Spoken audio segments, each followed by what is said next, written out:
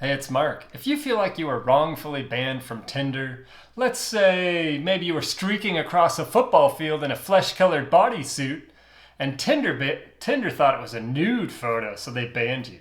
But that's not right. You were just being funny. You didn't put a nude photo on there.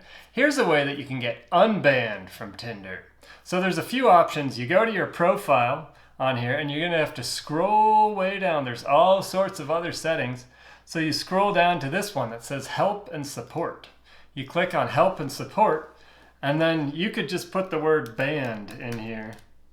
Type that in, and then you could say appealing a violation, a ban, warning, content removal, or the top one, my account is banned. That would be you.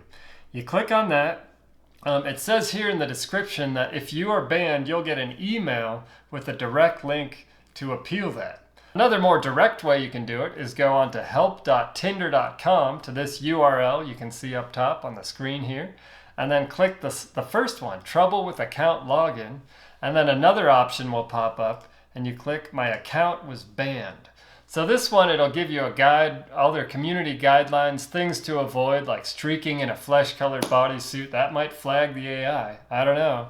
And then you go down, you fill in your information, put a description, and then click the submit button. So you can't do that from a mobile phone. You're going to have to do it on desktop. So as a bonus tip to this video, I recommend if you get banned from Tinder, not to tell people about that. Don't put that on your profile that you got banned, unless you're trying to attract that certain bad boy or bad girl personality. I'd avoid sharing that one publicly. This video is just for you. Hope you liked the video, and I hope it was helpful, and that if you were wrongfully banned from Tinder, you'll be back on the platform in no time.